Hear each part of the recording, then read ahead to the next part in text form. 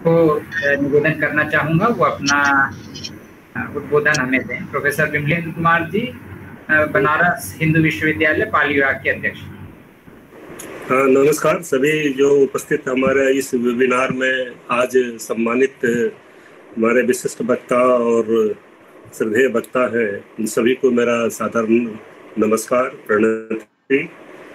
इस वेबिनार में मैं अपने आप को शामिल पाकर बहुत ही एक तरह से हर्षातिरेक हो रहा हूँ। मैं आयोजकों के प्रति भी माइक आ रहा है सर? बोलिए बोलिए। हाँ हाँ हाँ, आप दृश्य भी हैं, श्रव्य भी हैं। ठीक ठीक ठीक, धन्यवाद। तो आज जो विषय रखा गया है, बौद्ध दर्शन और सामाजिक उपाय देता, बुद्धिज्म एंड सोशल इंगेजमेंट। आज ये जो विषय रखा गया है ये बहुत ही समसामयिक है और आज सर आपका वीडियो बंद हो गया। ये देखना है कि बौद्ध ग्रंथों में सामाजिक उपादेयता के संबंध में क्या कहा गया है। सबसे जो सोशल डिसहार्मोनी या हमारे अंदर जो एक आ रहा है कि किस प्रकार से जो भाईचारा और इस सब में जो एक तरह से। प्रोफेसर विमलेंद्र जी, आपका वीडियो बंद हो रहा है। हाँ, वीडियो आपका नहीं आ रहा है। आ रहा है? हाँ भी है, जारी रखिए। हाँ। जो हमारे अंदर जो सोशल डिसहार्मोनी है उसके कारण क्या है। तो बौद्ध ग्रंथों में जहाँ पर हम पिंडिक सत्य जो मध्यम निकाय में है उसमें कहा जाता है कि जो हमारे जो कर्मों के द्वारा जो विपाक संचय होते हैं उसके अंदर जो अनुशय है वे जो है हमारे अंदर प्रफुल्लित होते हैं। वे अनुशय जो है एक तरह से सेंसेस के जो हमारे इम्प्रेशंस है उसके कारण जो परिलक्षित नहीं होते हैं उसके कारण वो आते हैं। अनुशय वे धर्म है जो कि कर्मों के वासना के रूप में सुषुप्त अवस्था में लगे रहते हैं और जब वो एक्टिव होते हैं, जब उनको एक अवसर आता है तो वो एक्टिव होते हैं। तो ये हमारा एक तरह से रहता है कि किस प्रकार से। तो 7 अनुसयों के बारे में उसमें कहा गया है कि राग अनुसय, दोष अनुसय, मोह अनुसय, विचिकित्सा, दिट्ठी अनुसय। ये 7 अनुसय ही जो है हमारे सोशल डिसहार्मोनी के कारण बनते हैं। और किस प्रकार से ये हमारे जो एक तरह से बन रहे हैं, इसमें सबसे बड़ा जो इंद्रियों का आता है कि जो हमारे 6 प्रकार के इंद्रिय है उनके द्वारा जो 6 विषय है उनके द्वारा जो अनुभव किए जाते हैं वो अनुभवों के द्वारा जो इम्प्रेशंस एक तरह से नहीं हो पा रहा है, एक तरह से परिलक्षित होता है। तो ये एक कहा है कि ये जो हमारे जो अनुशय है वो एक तरह से मुख्य कारण है जो सोशल डिसहार्मोनी के हैं या जो हमारे भाईचाराओं में एक तरह से बाधा उत्पन्न करते हैं। इस समाज में अदर और भी कुछ कारण है जो कि जिसके कारण हम पाते हैं कि जो हमारे अंदर एक तरह से भाईचारा में नहीं आ पा रहा है। उसका सबसे बड़ा कारण जो है शकपहिया सूक्त में ईर्ष्या और मच्छरिये के बारे में कहा गया है। ईर्ष्या और मात्सर्य, जेलसी और जो हमारा एक तरह से माइजरलीनेस, ये 2 मुख्य एक तरह से कारण कहा गया है। भगवान बुद्ध भी कहते हैं कि यही 2 कारण है जो एक तरह से हमारे समाज में विमर्श पैदा करते हैं। और इन दोनों के लिए हटाने के लिए वो वितर्क और एक तरह से प्रपंच की बात करते हैं।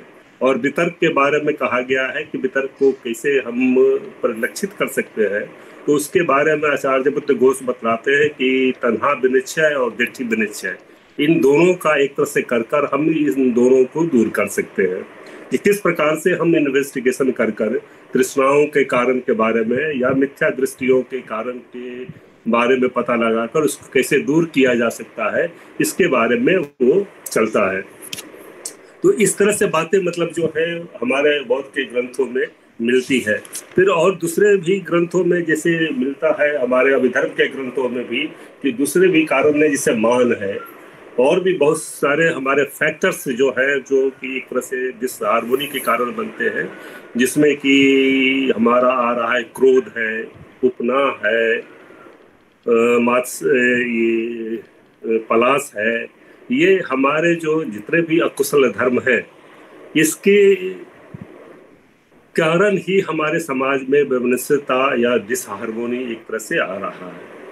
तो किस प्रकार से इन फैक्टर्स को दूर किया जाए, इसके लिए हमारे बौद्ध दर्शन में बहुत सारे बातों को कहा जा रहा है। एक तो एक नया टर्म आ रहा है कि किस प्रकार से हम अपनी भावनाओं को नियंत्रण करें, किस प्रकार से हमारे जो अकुशल मेंटल स्टेट्स हैं या हमारे जो इमोशंस हैं उनको कैसे हम नियंत्रण कर उसको दूर करें। और नियंत्रण करने के क्रम में जो हमारे बौद्ध दर्शन के जो सिद्धांत है, इसमें करुणा मैत्री का बहुत बड़ा योगदान है। इसके द्वारा हम इन अकुशल भावनाओं को हम हटा सकते हैं, दूर कर सकते हैं। और करुणा का बहुत बड़ा फैक्टर्स होता है, जैसे कि हमारे भी जो मोरल फैक्टर्स है उसका बहुत बड़ा योगदान होता है।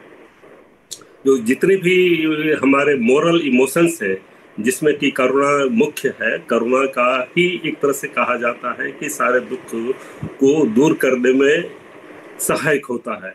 तो हमारे जो जितने भी अकुशल धर्म है, जो हमारे अकुशल भावनाएं हैं, उसको दूर करने में हमारा ये करुणा मैत्री उपेक्षा और मुदिता, ये 4 ब्रह्म विहार के जो अंग बतलाए गए हैं, ये एक तरह से बहुत सहायक होते हैं।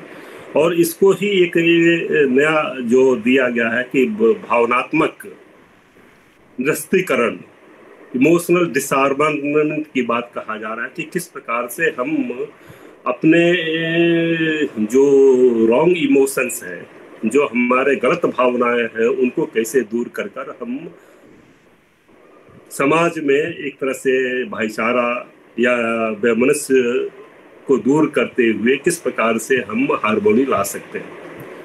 तो ये एक तरह से इसमें और भी बहुत ग्रंथों में कहा, सबसे बड़ा जो योगदान किया गया है इसमें शील समाधि प्रज्ञा के बारे में।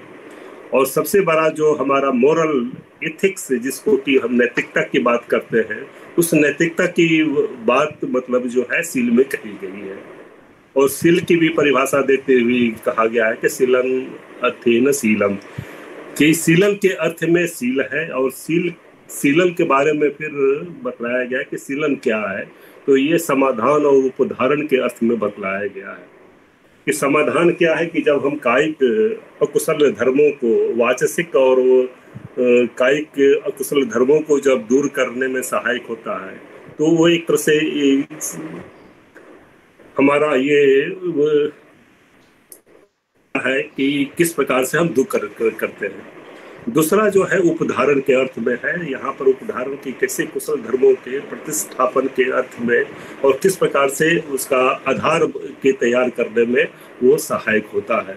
तो ये समाधान उपधारण के अर्थ में शीलन यानी शील की बात कही गई है। मोरल एथिक्स के बारे में और भी बहुत सारे ग्रंथों में, हमारे संस्कृत के ग्रंथों में भी कहा गया है।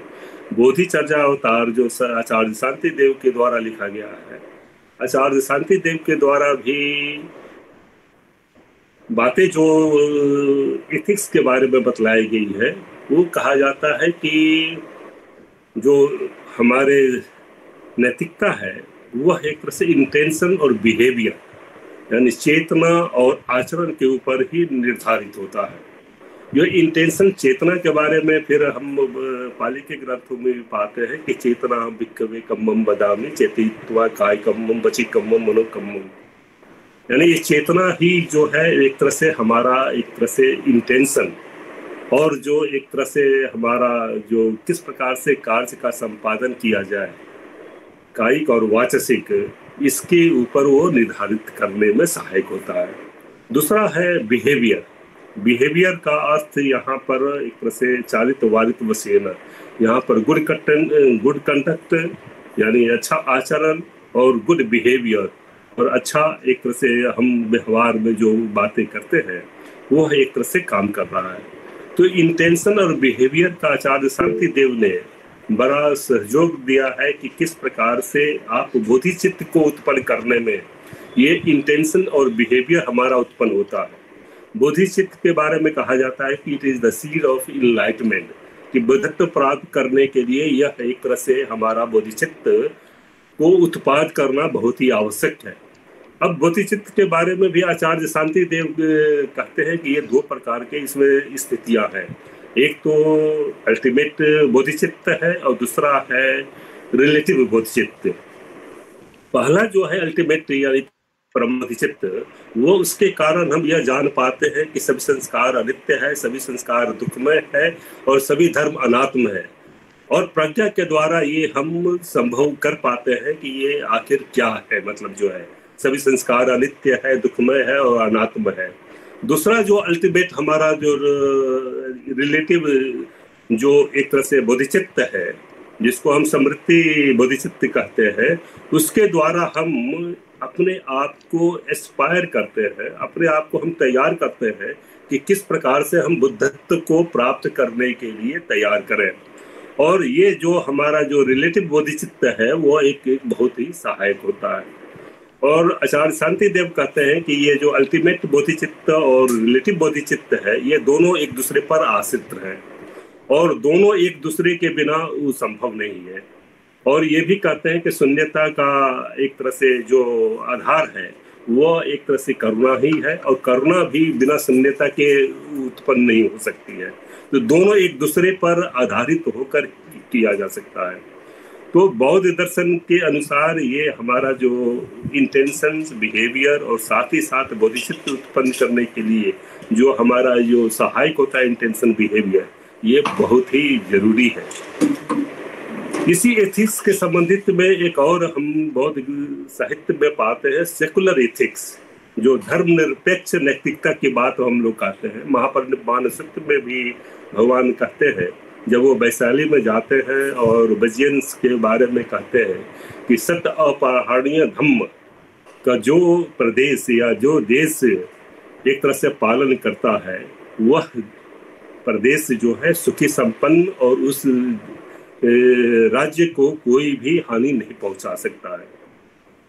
उस सत्य अपरिहार्य धम्म के अंतर्गत बहुत सारी बातें आती हैं, जो साथ में मुख्य जो बतलाई गई है कि किस प्रकार से आप चैत्यों का आदर करें, दूसरे धर्म के लोगों का आप किस प्रकार से सम्मान करें, इसके साथ ही आप कैसे दूसरे स्त्रियों को आप सम्मान दे रहे हैं, और जो हमारे बुजुर्ग हैं, जो वृद्ध हैं, ये इन सब का आप किस प्रकार से आदर और सम्मान कर रहे हैं, ये मुख्य बातें हैं। और हमारे भगवान बुद्ध कहते हैं कि सात जो हमारे धर्म है वो अपरिहार्य है, ये एक तरह से डिग्रेड नहीं होते हैं, ये खत्म नहीं होते हैं, और किसी भी देश के अंदर ये यदि हो तो फिर हम इसको नहीं कर सकते, मतलब कोई भी इस देश को हानि नहीं पहुंचा सकता है। तो इस प्रकार की सत्य अपरिहार्य धम्म एवं महापरिनिर्वाण सूत्र में हम ये भी पाते हैं कि किस प्रकार से एक जो दूसरे धर्म के लोगों को हम सम्मान देते हैं। यहाँ पर आजकल सभी धर्मों की बात हो रही है कि जितने भी हमारे संत जो दूसरे धर्म के मानने वाले लोग हैं, और पाली के साहित्य के सूत्र में भी हम पाते हैं कि किस प्रकार से जिसमें सामयिक फल सूत्र है, जिसमें 6 हमारे 6 कंटेम्प्रेरी टीचर्स है, समकालीन जो हमारे तैतिक जो हमारे आचार्य जगन थे, वो कैसे मतलब जो है अपनी बातों को रखते थे और सब में एक दूसरे का भाईचारा और सब कुछ होता था, और कोई भी किसी के बारे में निंदा नहीं कर रहा है। भगवान बुद्ध भी उस 6 जो हमारे कार्तिक थे उनकी बात सुनते हैं और केवल अपने शिष्यों को यही कहते हैं कि केवल हम अपने जो आर्य अष्टांगिक मार्ग है उसमें जो हमारे जो सिद्धांत जो बातें आ रही हैं आप उसको परीक्षण करके देखिए, यदि वो सही है तब तो आप उसको अपनाइए, अन्यथा मत अपनाइए। आप इसी वो किसी धर्म के बारे में कोई ये नहीं बतला रहा है कि हमारा ये है।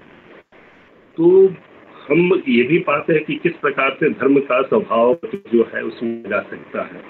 और इसी सेकुलर धर्मनिरपेक्ष नैतिकता के बारे में भगवान बुद्ध भी बाद के आचार्यों ने इसको एक तरह से युक्ति और विवेक यानी बुद्धि के ऊपर एक तरह से रख दिया गया।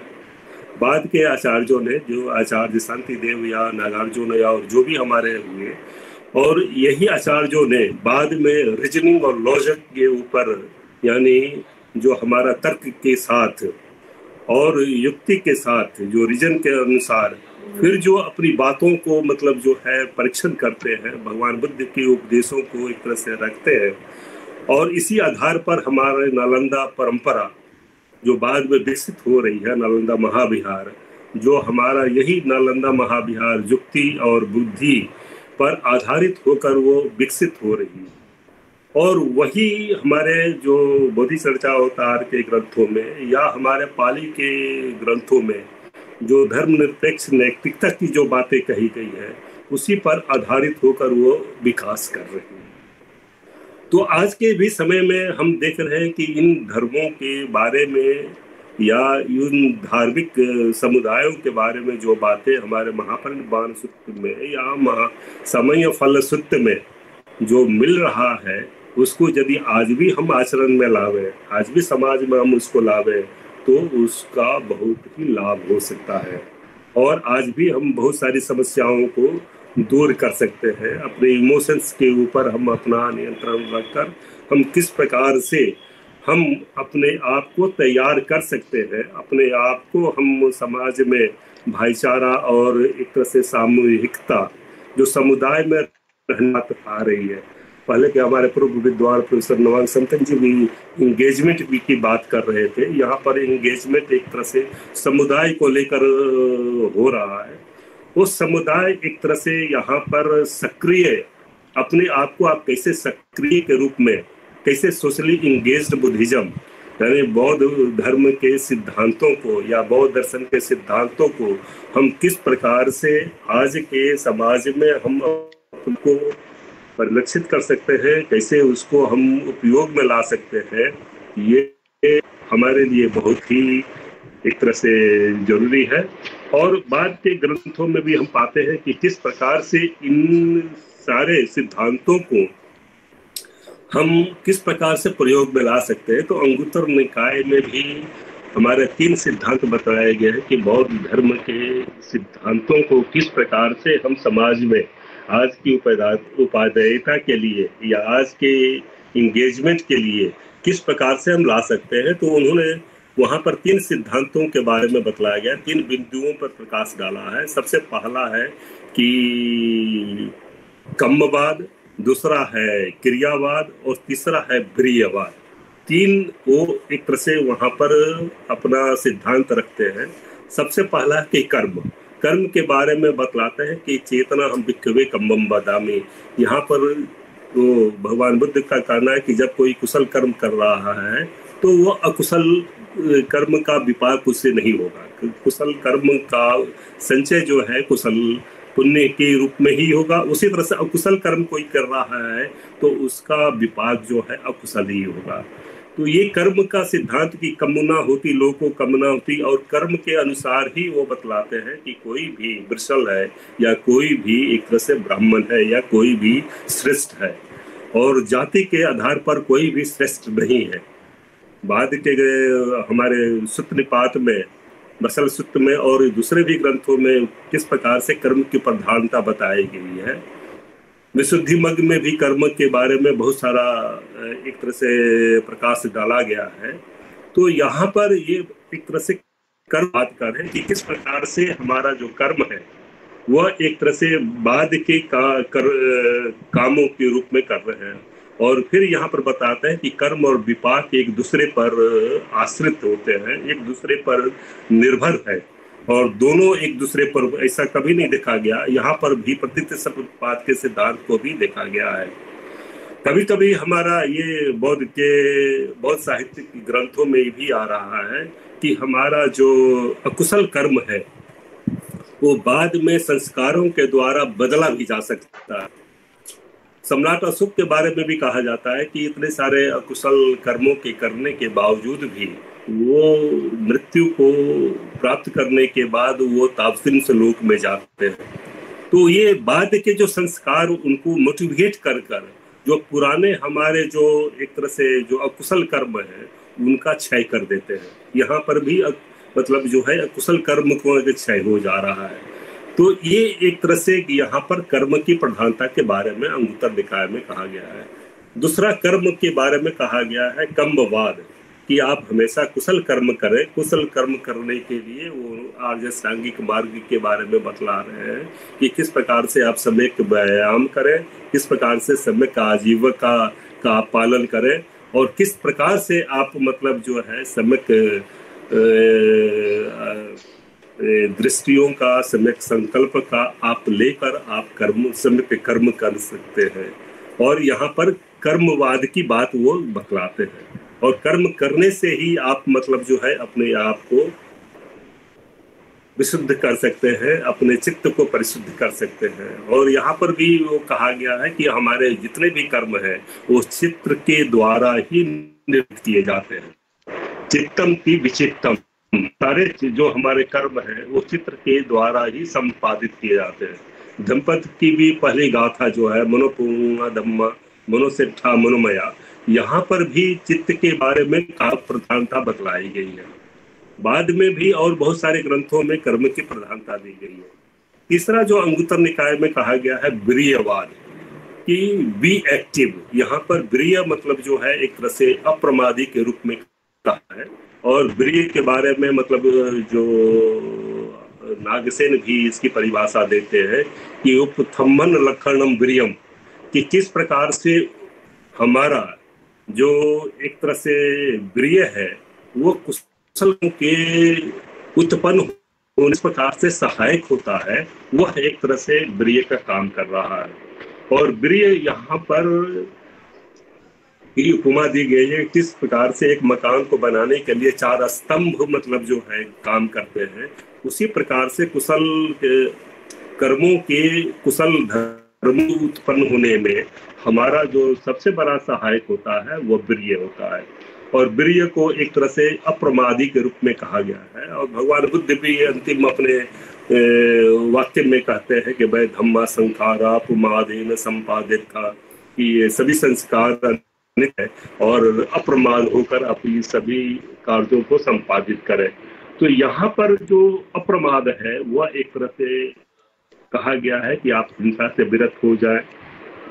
जो हमारे जितने भी करुणा की बात यहाँ पर आ रही है कि आप करुणा मैत्री की भावना किस प्रकार से करते हुए आप अपने को अप्रमादी बनवाने या वीर्यवान आप बने, और किस प्रकार से आप इन धर्मों को आप करके आगे बढ़ सकते हैं। तो आज के वर्तमान परिवेश में या वर्तमान परिप्रेक्ष्य में आज इन धर्मों को जब हम फिर से समाज में लावे तो हमारे समाज में जितनी भी कुरीतियां हैं, जितने भी सामाजिक वैमनस्य हैं, उन सब को दूर कर हम सामाजिक उपादेय के रूप में हम अपने आप को किस प्रकार से संलग्न करें, किस प्रकार से हम सामूहिक कलेक्टिव रिस्पॉन्सिबिलिटी, जिसको हम लोग एक तरह से सामूहिक उत्तरदायित्व लेकर किस प्रकार से हम अपने आप को समाज के लिए हम उत्तरदायी बने। ये आज की दिन बुद्ध पूर्णिमा के अवसर पर हम यदि संकल्प लेकर इसको हम आचरण में लावे तो ये हमारे लिए सबसे बड़ी बात होगी। यही कहकर मैं अपने वाणी को विराम देता हूँ। और आज के आयोजन के प्रति खासकर प्रोफेसर आरती सिन्हा, प्रोफेसर हमारे भट्ट साहब हैं, प्रोफेसर डॉक्टर सुशील जी हैं, इन सबके प्रति मैं आभार व्यक्त करता हूँ कि इस वेबिनार में मुझे शामिल होने का और अपनी बातों को रखने का अवसर दिया। धन्यवाद।